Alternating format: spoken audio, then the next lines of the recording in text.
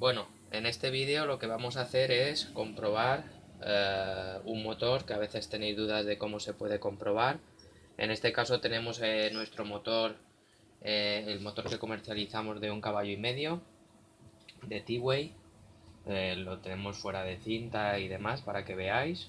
Esto sería el cable de toma de tierra y esto sería el cable negativo y el cable positivo. Recordad siempre que los motores son de corriente continua, exceptuando en las máquinas que son profesionales, que ya funcionan con sistema inverter, variadores de frecuencia y son motores de corriente alterna. Las cintas domésticas con corriente continua. ¿Vale? Entonces aquí veréis que tenemos una fuente de alimentación regulable. Aquí me va a marcar la intensidad y aquí me va a marcar el voltaje. Cojo la salida de esta fuente, una de las salidas, y la vamos a conectar en los terminales Faston del motor, positivo y negativo. No se puede dañar el motor por invertir la polaridad. Lo único que pasaría aquí, si se invirtiera la polaridad, es que el motor giraría a la inversa. Pero no os tenéis que preocupar por conectar las puntas del motor de manera inversa. No se puede dañar. Ahora, le voy a dar a salida de voltaje. Por ejemplo, le doy aquí.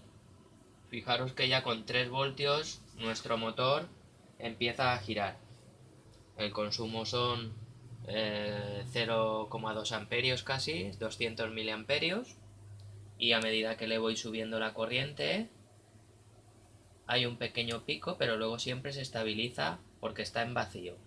¿De acuerdo? Entonces lo pongo a 12 voltios, que es lo que podríais normalmente conseguir.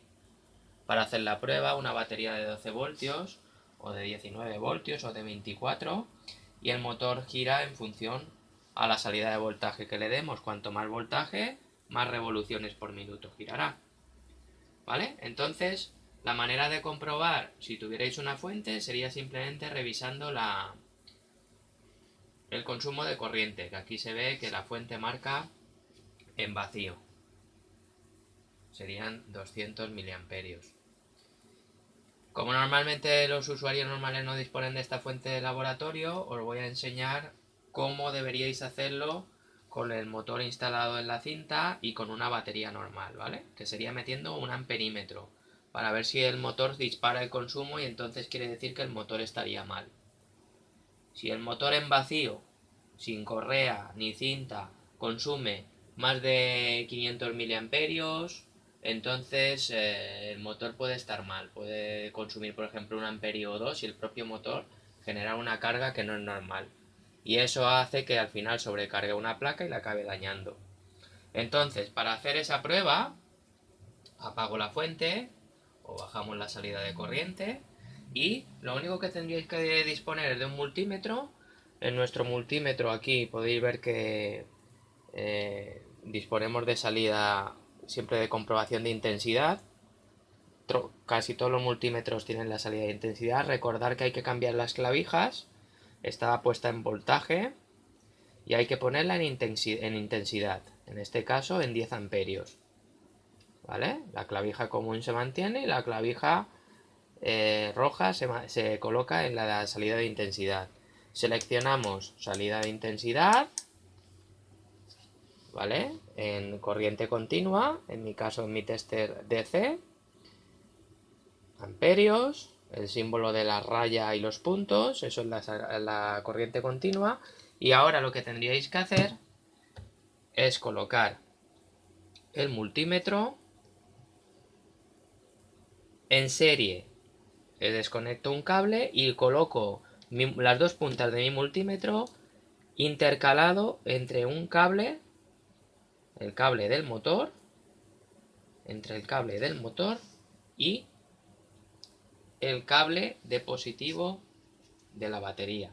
El cable de negativo de la batería iría directo al motor. Entonces ahora veréis como en el multímetro me indicaría el consumo de corriente. Lo coloco a 7 voltios y por un pequeño desfase del display, este me muestra igual, 1,9, 0,2, 0,19 y la fuente de alimentación igual. Esta es la prueba que deberíais hacer vosotros con un multímetro, conectándolo en serie para poder comprobar el consumo de intensidad. Y nada, esto es todo, una prueba sencilla.